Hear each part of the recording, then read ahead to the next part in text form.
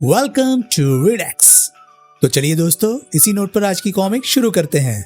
आज की कॉमिक्स का नाम है छल का फल। ये एक फैंटेसी जॉनरे की कॉमिक्स है और ये कॉमिक्स रिलीज हुई थी तुलसी कॉमिक्स के अंतर्गत। तो चलिए दोस्तों, ज्यादा देरी ना करते हुए शुरू करते हैं इस मजे से भरे कॉमिक्स को, जिसका नाम है छल का फल। कॉमिक्स छल का फल। कथानाक, चित्रांकन। अरे कन्हैया लाल जी, गांव से कब आए? आज शाम ही गांव से आया था रामदास जी। कुछ देर पहले बबलू मुझसे बोला कि आज आपके यहाँ कोई मुकाबला है जिसमें मुझे शामिल होना है। बस बबलू मुझे जबरदस्ती यहाँ खींच लाया। मुकाबला? कैसा मुकाबला बबलू बेटा? मैं इस मुकाबले के बारे में आपको बताता हूँ दादाजी। तू? हाँ दादाजी, आज यहाँ आपका और बबलू के दादाजी का मुकाबला होगा। ये कैसी पहेलियां बुझा रहा है तू? मेरी तो कुछ समझ में नहीं आ रहा है।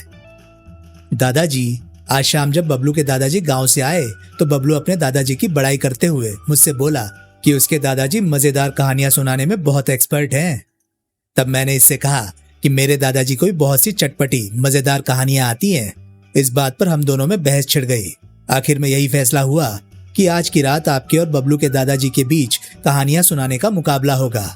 जिसकी सुनाई कहानी ज्यादा चटपटी व मनोरंजक होगी वही इस मुकाबले में जीतेगा। ओह, तो ये बात है।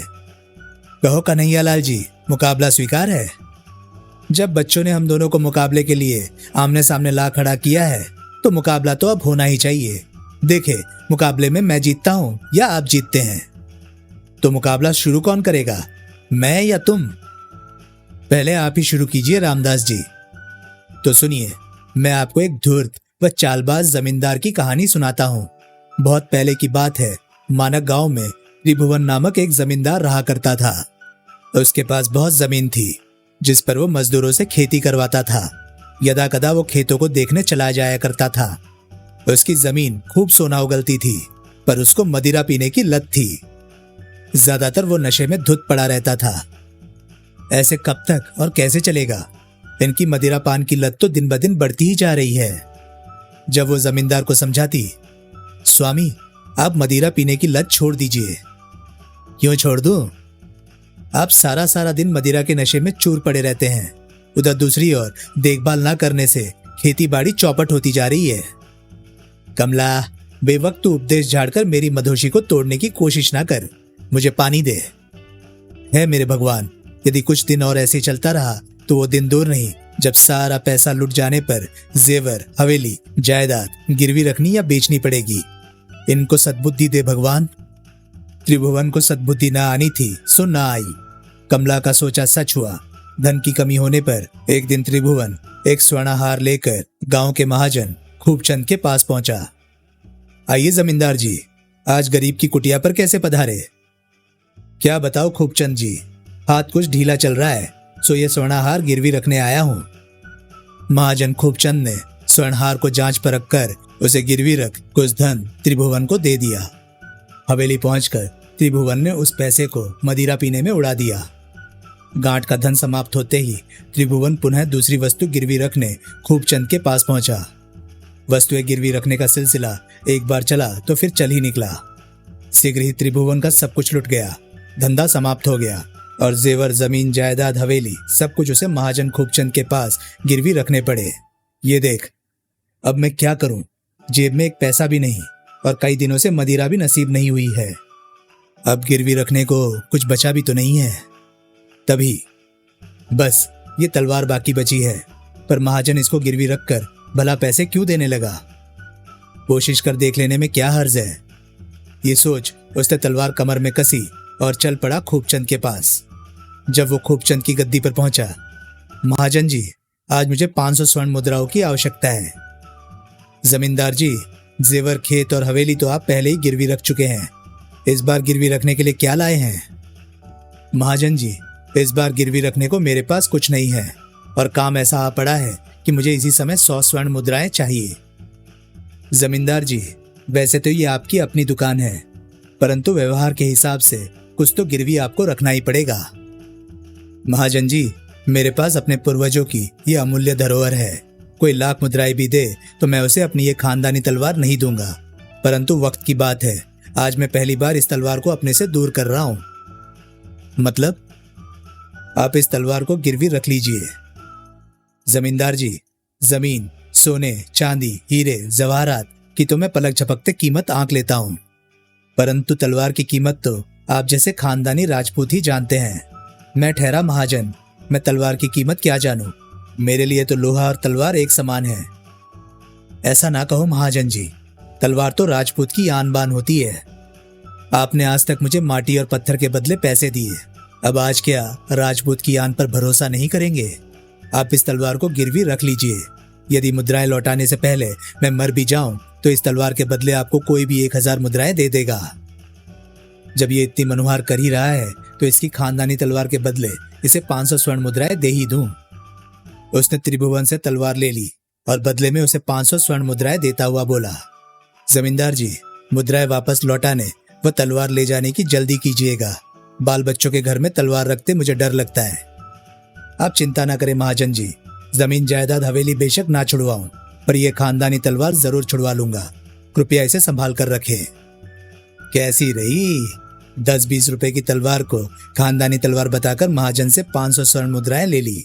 महाजन मेरा बहुत माल ले चुका है, इसलिए अब मैं स्वर्ण मुद्राएं उसे वापस नहीं लौटाऊंगा। कमला के समझाने का त्रिभुवन पर अब कुछ असर होने लगा था। तो ठीक कहती थी कमला, मुझे मदिरा पीनी छोड़ देनी चाहिए, यही सारी नाश की जड़ है। पर अब मैं क्या करूं? जमीन जायदाद तो सारी महाजन के पास गिरवी पड़ी है, इसलिए मैं आपको बार बार टोकती थी, पर आप माने नहीं। अब पछताने से होता भी क्या है जब चिड़िया चुग गई खेत। कमला, अच्छे दिन देखकर बुरे दिन देखना बड़ा ही दुखदाई होता है, ये मैं आज महसूस कर रहा हूं। काश तुम पहले ही संभल गए होते। तलवार के बदले त्रिभुवन महाजन खूबचंद से जो 500 स्वर्ण मुद्राएं उधार लाया था, अब वो उन मुद्राओं को छांट से पकड़ पकड़ कर अति आवश्यक होने पर ही खर्च करता था। अब ये मुद्राएं ही मेरी सारी जमा पूंजी हैं। कुछ माह बीते। एक दिन, सुनो जी, आप महाजन से कह आए थे कि आप गिरवी रखी तलवार जल्दी ही उससे छुड़वा लेंगे, इसलिए आप इन आभूषणों को बेच दो और इन्हें बेचकर जो पैसे मिले उनसे अपनी तलवार छुड़ा लाओ। पगली हो गई है तू? भला उस लोहे की बेकार तलवार को मैं क्यों 500 स्वर्ण मुद्राएं और ब्याज देकर छुड़वा कर लाऊं? उस धूर्त महाजन ने मुझसे मेरा सब कुछ लूट लिया है। उसे उसकी 500 स्वर्ण मुद्राएं नहीं लौटाऊंगा तो कौन सा कहर बरपा हो जाएगा। मेरी बात मान जाओ, राजपूत अपनी बात के बहुत धनी होते हैं। आप यदि महाजन से किया वादा पूरा नहीं करेंगे तो जग में आपकी बहुत जग हंसाई होगी। चुप कर कमला, मैं तेरी बात नहीं मानने वाला हूं। इस प्रकार 4 माह और बीत गए। पूरे 7 माह बीत गए, पर जमींदार स्वर्ण मुद्राएं लेकर अपनी तलवार छुड़वाने नहीं आया है। मुझे ही चलकर उससे इस विषय में बात करनी चाहिए। महाजन उसी दिन त्रिभुवन की हवेली पर जा पहुंचा। कमला, महाजन आ रहा है, मुझे पूछे तो कह देना मैं घर पर नहीं हूं। मुझसे झूठ नहीं बोला जाएगा जी। ये सुन त्रिभुवन ने क्रोध में दांत पीसे। मैं जैसा कहता हूं वैसा कर तू। नहीं जी, मैं झूठ कभी नहीं बोलूंगी। तू सच की पूंछ पकड़े बैठी रहे, मैं ही हवेली के पिछले दरवाजे से बाहर निकल जाता हूं। त्रिभुवन ने ऐसा ही किया। उधर खूबचंद ने हवेली के द्वार पर आकर आवाज दी, जमींदार जी घर में हैं? तब कमला बाहर आई। वे तो हवेली में नहीं है। ओह, उनसे कहना कि मैं आया था। उनसे कहना मुझसे गद्दी पर आकर मिल जाएं। इस बात को 2 दिन बीत गए। त्रिभुवन को खूबचंद की गद्दी पर जाना था ही नहीं। जमींदार आया नहीं। मैं जमींदारनी से कहकर भी आया था कि जमींदार को गद्दी पर भेज देना।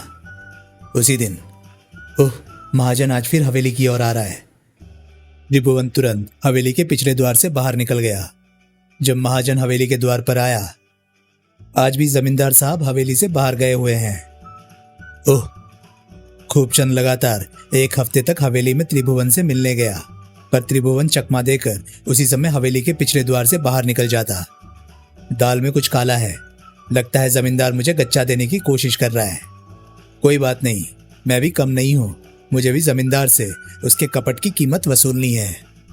मेरा नाम भी खूबचंद है। मुझ में अभी इतनी खूबी है कि मैं तिलों में से तेल निकाल सकूं। त्रिभुवन की तो बात ही क्या है। दूसरी ओर त्रिभुवन सोच रहा था, पैसों के अभाव में मैंने मदिरा पीनी छोड़ दी थी। अब जबकि पता चल चुका है कि कमला के पास गहनों की पेटी है, उन गहनों को बेचकर काफी धन इकट्ठा किया जा सकता है। मैं उस धन से काफी दिनों तक गुलछर्रे उड़ा सकता हूँ। त्रिभुवन के अंदर सोया शैतान पुनः जाग चुका था, इसलिए उसने उसी रात कमला के सोने के गहनों की पेटी अलमारी से निकाल ली। अगले दिन वो उन गहनों को बेच आया।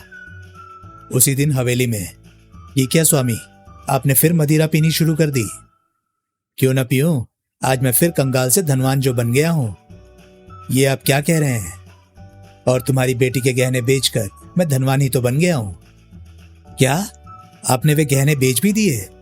इस सदमे को कमला झेल नहीं पाई और वो बीमार पड़ गई। इस सदमे ने उसकी जान लेकर ही छोड़ी। मर गई बेचारी जमींदारनी। जमींदार जितना चरित्रहीन है, जमींदारनी उतनी ही सीलवंती थी। दूसरी ओर कोई ऐसी बिसात बिछानी चाहिए जिससे धूर्त जमींदार को मात मिले। कोई ऐसा सूत्र ढूंढना चाहिए जो मेरी बात जमींदार को जाकर कह सके। एक दिन जब गांव का कालिया नाई खूबचंद के बाल काटने आया, बन गया काम। कालिया नाई है कान का कच्चा, ये जमींदार के बाल काटने भी जाता है। यही मेरी बात जमींदार तक पहुंचा सकता है। ये सोच उसने कालिया से कहा, कालिया, तू कितने बरस से मेरे बाल काट रहा है रे? युग बीत गए महाजन जी, आपके बाल काटते काटते। मुझे भी महाजनी का धंधा करते करते युग बीत गए कालिया, पर ऐसी गलती पहले कभी नहीं हुई। कैसी गलती हो गई महाजन जी? जमींदार त्रिभुवन मेरे पास 500 स्वर्ण मुद्राओं के बदले अपनी खानदानी तलवार गिरवी रख गए थे। वो तलवार न जाने कैसे खो गई। ओह कालिया, 500 स्वर्ण मुद्राओं की तो कोई बात नहीं है, पर बात है तलवार की। तलवार जमींदार की आन है। जमींदार ने तलवार मांग ली तो मैं क्या करूंगा? यही चिंता मुझे खाए जा रही है। बात तो वास्तव में ही चिंता की है महाजन जी। खूबचंद के बाल काटकर जब कालिया चला, आज अच्छा मौका हाथ लगा है। क्यों ना तलवार खो जाने की बात जमींदार को बताऊं। बन गया काम। तलवार खोने की सूचना अब निश्चय ही जमींदार तक पहुंच जाएगी। कालिया वहां से सीधा त्रिभुवन की हवेली में पहुंचा। कैसे आया इस वक्त कालिए?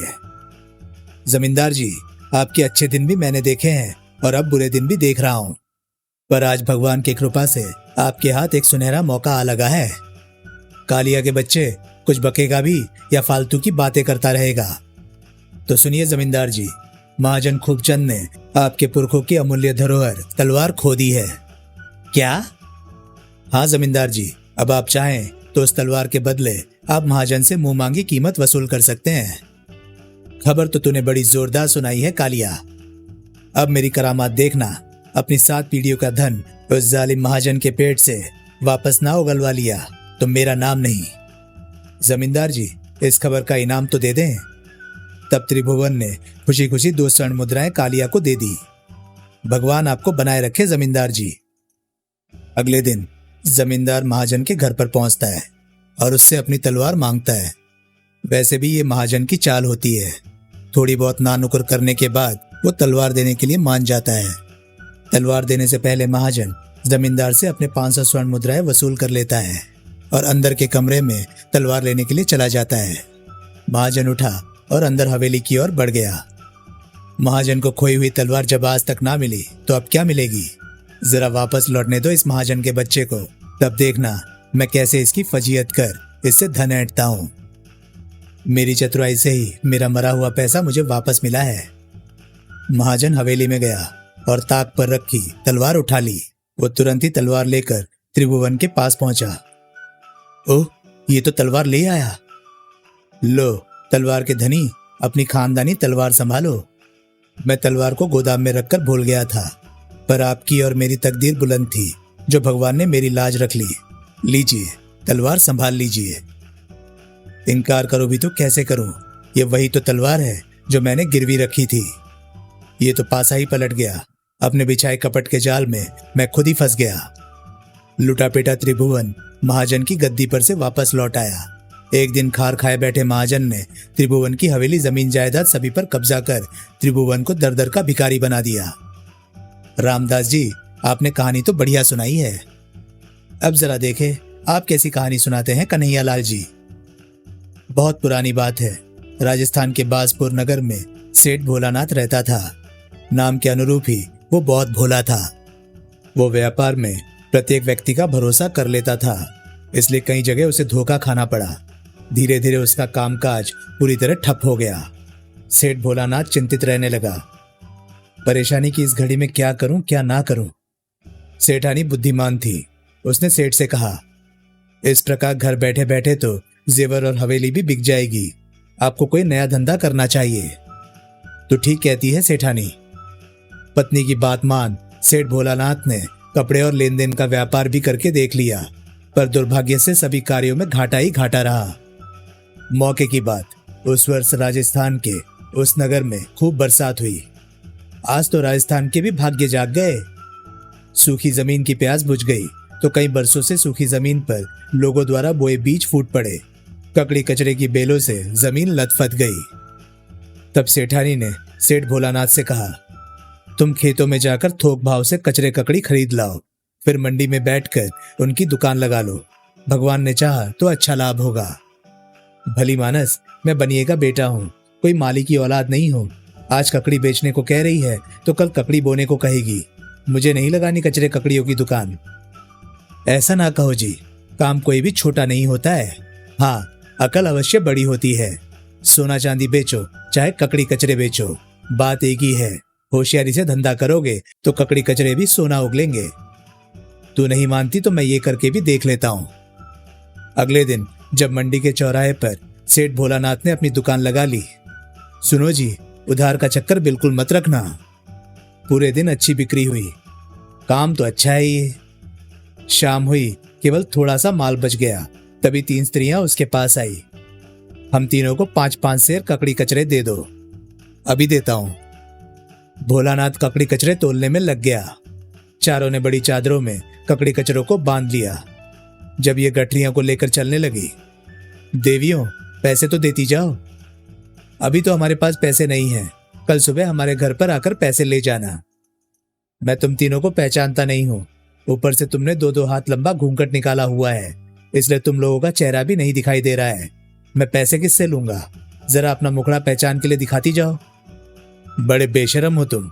हम भले घर की बहुएं हैं, बीच बाजार में खुले मुंह नहीं घूमती हैं, समझे? ओ भले घर की बहू हो, अपना पता ठिकाना तो बताती जाओ, कहाँ है तुम्हारे घर?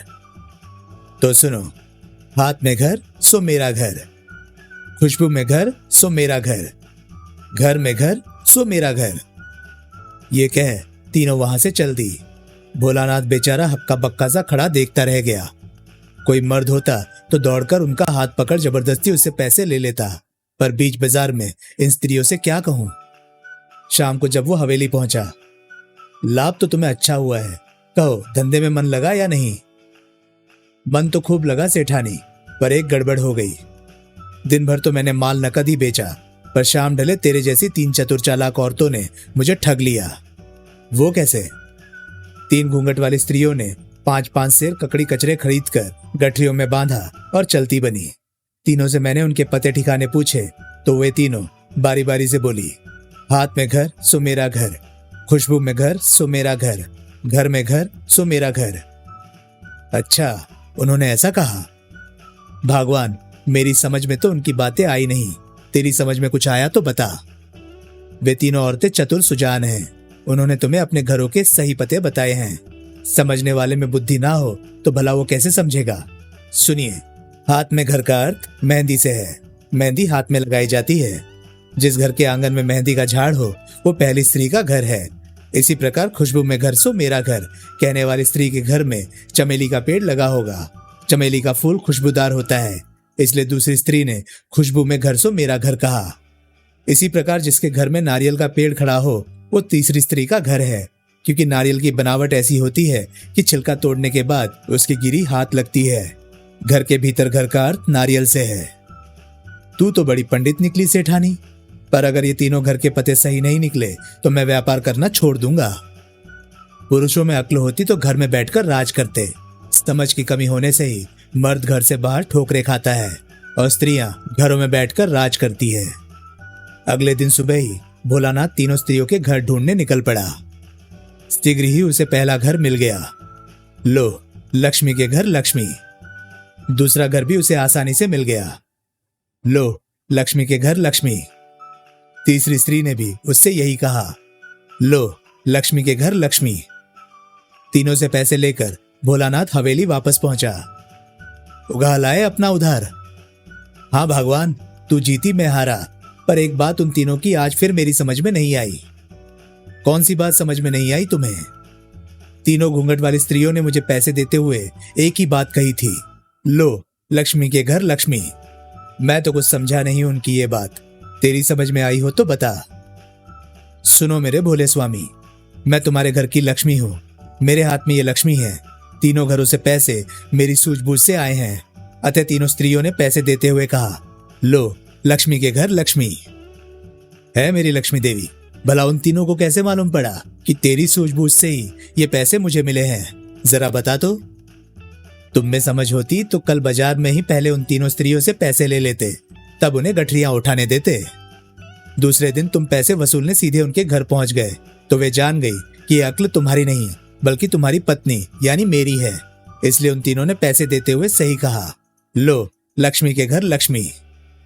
ओह, ये बात थी। अब तो मान गए ना मेरी बुद्धिमानी का लोहा। हाँ भाग्यवान, तू वास्तव में ही मेरे घर की लक्ष्मी है। इसके पश्चात सेठ जी ने सेठानी के सलाह मशवरे पर चलकर व्यापार में खूब धन कमाया। उनके अच्छे दिन फिर लौट आए। कहो मेरे बच्चों, मेरी कहानी कैसी लगी तुम्हें? बहुत अच्छी लगी दादाजी। अब जरा ये तो बता दो, मुकाबले में कौन जीता, मैं या कन्हैयालाल जी? आप दोनों मुकाबले में बराबर रहे, ना कोई हारा ना कोई जीता। हाँ दादाजी, आप दोनों की सुनाई कहानियां एक से बढ़कर एक थी, तो मुकाबला बराबरी पर छूटा, समझे? हाँ दादाजी। समाप्त। तो दोस्तों, ये थी कहानी कॉमिक्स छल का फल की। ये कॉमिक्स आपको कैसी लगी प्लीज कमेंट सेक्शन में अपनी राय मुझे जरूर बताएं। और हाँ, अगर आपको मेरे वीडियोस पसंद आ रहे हैं तो प्लीज उन्हें लाइक करें और चैनल को सब्सक्राइब करें, क्योंकि मैं ऐसे कंटेंट लाता रहता हूं। तो चलिए दोस्तों, मैं मिलता हूं अब आपसे अगली वीडियो में। तब तक के लिए नमस्कार, गुड बाय। सेफ रहिए, खुश रहिए, मजे करिए।